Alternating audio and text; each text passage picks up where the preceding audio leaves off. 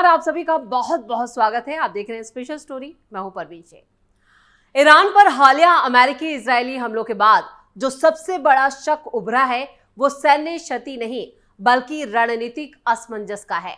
America और Israel ने दावा किया कि ईरान के परमाणु ठिकानों को सफलतापूर्वक निशाना बनाया गया, लेकिन आज तक न रेडिएशन की कोई जानकारी सामने आई है और न ही संयुक्त राष्ट्र की किसी मॉनिटरिंग संस्था ने इसकी पुष्टि की है। ये चुप्पी सिर्फ शक नहीं बल्कि डर पैदा करती है। कहीं ये मामला सतही था और असली भंडार कहीं और है। और ये शक इसलिए भी उठ रहा है क्योंकि इसे लेकर ईरान की तरफ से ना कोई घबराहट दिखी, ना कोई आक्रोशपूर्ण वैश्विक बयानबाजी। इसके विपरीत उसने ना सिर्फ फौरन जवाबी मिसाइलें दागी बल्कि अमेरिकी सैन्य अड्डों पर हमला कर ये संदेश भी दिया कि वो सिर्फ सहन नहीं कर रहा बल्कि वो बदला लेना भी जानता है और इसके लिए उसके पास विल पावर भी है। यह आत्मविश्वास अगर सैन्य नहीं तो कूटनीतिक और रणनीतिक रूप से किसी बड़ी तैयारी का संकेत देता है। ऐसे में जब अमेरिका या इजराइल की तरफ से सटीक सैन्य सफलता के संकेत देने की कोशिश हो रही थी, तभी ट्रंप ने अपनी पुरानी शैली में ट्वीट कर दिया कि इजराइल और ईरान के बीच सीज फायर हो चुका है। इस बयान पर आज दुनिया हंस रही है और दूसरी तरफ ये बात की जा रही है कि एक तरह से देखा जाए तो ये कूटनीतिक गंभीरता को हल्का कर देने की तरह भी है, क्योंकि कुछ ही घंटों में ईरान ने इस दावे को नकार दिया और फिर से हमले तेज कर दिए। इससे साफ हो गया है कि ट्रंप के पास ना तो ग्राउंड इंटेलिजेंस थी और ना ही वो क्षेत्रीय हालात को लेकर सजग थे। ये पहली बार नहीं था जब ट्रंप ने किसी संघर्ष को लेकर सोशल मीडिया पर जल्दबाजी में बयान दिया हो। लेकिन इस बार बात किसी घरेलू राजनीति की नहीं बल्कि दो देशों के बीच सक्रिय सैन्य संघर्ष की थी, जिसमें अमेरिका खुद एक पक्ष बन चुका है। ऐसे में एक मौजूदा राष्ट्रपति का बिना किसी आधिकारिक पुष्टि के बयान देना अमेरिका की सामरिक साख पर सवाल उठाता है। ट्रंप की ये ड्रामा पॉलिसी अब सिर्फ राजनीतिक गिमिक नहीं रही, ये अमेरिकी विदेश नीति की विश्वसनीयता को लगातार कमजोर कर रही है। दुनिया के लिए ये एक और उदाहरण बन गया है कि अमेरिकी नेतृत्व का एक तबका अब नीति आधारित नहीं है बल्कि पॉपुलर रिएक्शन आधारित सोच पर काम करता है, जो जंग और शांति जैसे गंभीर विषयों को भी तमाशे में बदल सकता है। डोनाल्ड ट्रंप की कूटनीतिक शैली पर बार बार उठते सवाल अब सिर्फ चुटकुले नहीं रहे बल्कि वैश्विक राजनीति की गंभीर चुनौती बन चुके हैं। आपको याद होगा कि ट्रंप ने हाल ही में भारत के ऑपरेशन सिंदूर के दौरान किस तरह से सीज फायर पर लंपट मूर्ख की तरह ट्वीट किया था और भारत पाकिस्तान तनाव के बीच हीरो बनने की कोशिश की थी। मतलब जब भारत ने पाकिस्तानी आतंकी ठिकानों को निशाना बनाकर सैन्य जवाब दिया था, तब भी ट्रंप ने इसे अमेरिका की मध्यस्थता का नतीजा बताने की कोशिश की थी। लेकिन भारत ने उस समय साफ साफ संदेश दिया था कि वो किसी तीसरे पक्ष की भूमिका को मंजूर नहीं करता। विदेश मंत्री एस जयशंकर और प्रधानमंत्री नरेंद्र मोदी दोनों ने साफ किया था कि भारत अपनी विदेश नीति और सुरक्षा नीति स्वतंत्र रूप से संचालित करता है। ये सिर्फ एक देश की संप्रभुता का मामला नहीं था बल्कि ये एक सिद्धांत का सवाल था कि क्या वैश्विक महाशक्तियां भी तब तक सीमित रहनी चाहिए जब तक उनकी भूमिका जमीनी स्तर पर मान्य और प्रभावी ना हो। ट्रंप की समस्या यहीं से शुरू होती है और वो है वैश्विक कूटनीति को प्रचार मंच की तरह देखते हैं, जहां ट्वीट ही कार्रवाई है और बयान ही नीति है। यही वजह है कि ईरान इजराइल संघर्ष में भी उन्होंने वही पुरानी रणनीति अपनाई, बिना किसी पुष्टि के ट्वीट कर दिया। अब दोनों देशों के बीच सीज फायर हो गया है, तो ये सब साबित करता है कि ट्रंप को अपनी क्रेडिबिलिटी की कोई चिंता नहीं है। देखा जाए तो ट्रंप की ये घोषणा कोई सामान्य राजनीतिक चूक नहीं थी। ये एक ऐसे व्यक्ति की प्रवृत्ति को दर्शाती है जो हर वैश्विक संकट को स्वयं केंद्र में रखकर देखता है, चाहे उसकी भूमिका मौलिक हो या ना हो। और यही प्रवृत्ति आज अमेरिका की छवि के लिए एक दीर्घकालिक चुनौती बन चुकी है। जब ट्रंप जैसे नेता जंग और शांति जैसे मुद्दों को भी ब्रेकिंग न्यूज बना देते हैं तो कूटनीति हवा हो जाती है, और वही हुआ है ईरान इजराइल जंग में। ये पहली बार नहीं है जब ईरान ने अपने परमाणु कार्यक्रम को छुपाए रखा है। इतिहास के पन्नों को पलट कर देखें तो 1967 में अमेरिका ने ही ईरान को अपने एटम्स फॉर पीस कार्यक्रम के तहत यूरेनियम भंडार और तकनीकी सहायता दी थी। वो भी उस समय जब ईरान पश्चिमी समर्थक शाह रजा पहलवी की अधीन था। लेकिन 1979 में आयतुल्लाह खुमैनी के नेतृत्व में जब कट्टर इस्लामी क्रांति आई तो वही संसाधन एक धर्म आधारित वैश्विक एजेंडे के उपकरण बन गए। ईरान ने इन्हें महज वैज्ञानिक या ऊर्जा जरूरतों के लिए नहीं बल्कि इस्लामी प्रतिरोध की नींव के तौर पर विकसित किया।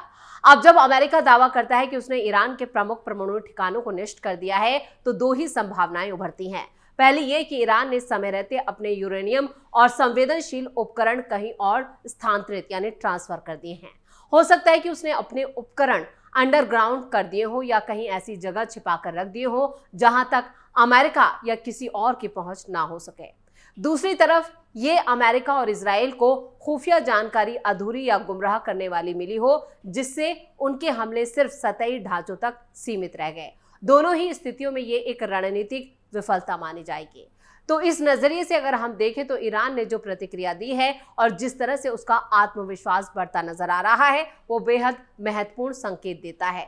उसका यह कहना है कि जंग की शुरुआत इजराइल ने की थी लेकिन अंत हम करेंगे। सिर्फ उग्र बयानबाजी नहीं है बल्कि ये एक सोची समझी युद्ध नीति है जो ईरान के वैचारिक और सामरिक रणनीति का हिस्सा बन चुकी है। ईरान अब केवल क्षेत्रीय ताकत नहीं है, उसने खुद को वैश्विक इस्लामी नेतृत्व के केंद्र के रूप में स्थापित करने की कोशिश की है और इसका प्रमुख आधार उसका परमाणु कार्यक्रम है। इस कार्यक्रम के जरिए वो अपने विरोधियों को सिर्फ सैन्य रूप से नहीं बल्कि मानसिक और कूटनीतिक स्तर पर भी चुनौती देता है। इसलिए अगर वो सच में परमाणु हथियार संपन्न हो चुका है और मौजूदा संकेत यही दर्शाते हैं तो ये केवल अमेरिका या इजराइल के लिए नहीं भारत जैसे देशों के लिए भी एक गहरा और भविष्य में एक सुरक्षा संकट की तरह है। अब अगर इस क्षेत्र में युद्ध और अधिक गहराता है और परमाणु संघर्ष की आशंका बनती है तो इसका असर किसी एक देश तक सीमित नहीं रहेगा। रेडिएशन सीमाएं नहीं मानती, वो भूगोल से परे जाकर पीढ़ियों को प्रभावित करता है। लाखों जाने जाएंगी, प्राकृतिक संसाधन खत्म होंगे और वैश्विक आर्थिक सामाजिक संतुलन चरमरा जाएगा। ऐसे में यह सवाल उठना लाजमी है, क्या एक ट्वीट से किसी परमाणु युद्ध की दिशा मोड़ देने को स्वीकारा जा सकता है? ईरान इजराइल जंग में जो पूरा तरह से देखा जाए, जो पहले ये बताया जा रहा था कि इस जंग में ये जंग जो है वो ट्रंप बनाम यानी अमेरिका बनाम ईरान की हो गई है। वैसे शुरुआत से ही देखें तो ये जंग जो थी वो अमेरिका बनाम ईरान की ही थी।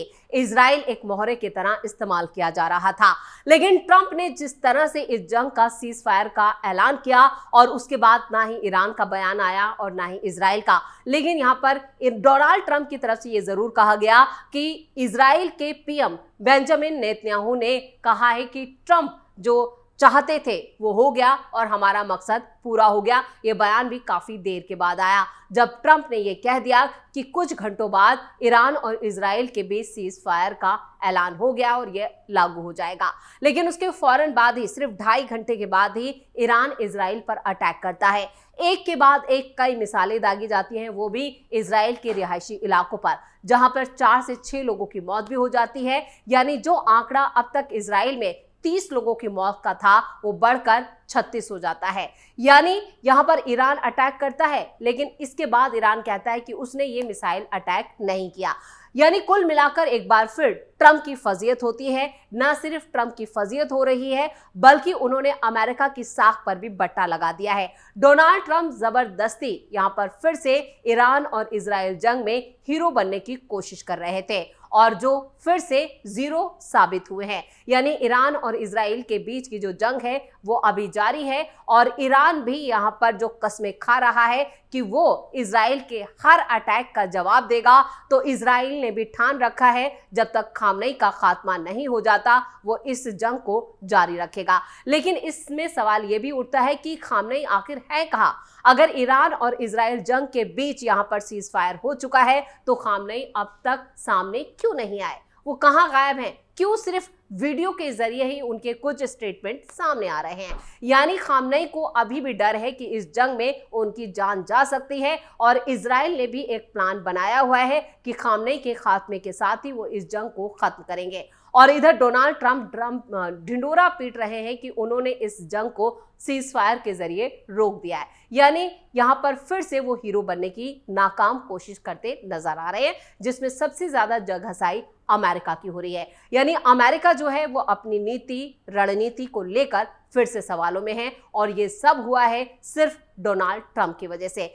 पहले डोनाल्ड ट्रंप 22 जून को ईरान के न्यूक्लियर साइट्स पर अटैक करते हैं और उसके बाद यहां पर फिर वो रुक जाते हैं, कहते हैं कि इस जंग में हमने ईरान का जो मकसद था, जो ईरान को नुकसान पहुंचाना था, वो हमने पहुंचा दिया। और उसके बाद वो इस जंग से पीछे हटते हैं और उसके बाद अचानक से ईरान कहता है कि अमेरिका को इसकी बड़ी कीमत चुकानी होगी और फिर ईरान भी कतर में जाकर अमेरिकी बेसिस पर अटैक करता है। लेकिन यहां पर अमेरिका को कोई नुकसान नहीं पहुंचाता और डोनाल्ड ट्रंप कहते हैं कि थैंक यू ईरान, आपने हमें पहले ही इस हमले की जानकारी दे दी थी। तो इस जंग का जो लबोलाब निकल कर आ रहा है वो ये है कि ईरान और इजराइल के बीच जंग अभी थमी नहीं है। इस जंग में अभी कई और ट्विस्ट आने बाकी हैं और डोनाल्ड ट्रंप अब इस जंग में लेकर जो सीज फायर का ढिंडोरा पीट रहे हैं उससे अमेरिका की ही जगहसाई हो रही है, अमेरिका की हिफाजत हो रही है और सबसे ज्यादा जो जिक्र हो रहा है वो डोनाल्ड ट्रंप का कि इस जंग में डोनाल्ड ट्रंप ही पप्पू बनते हुए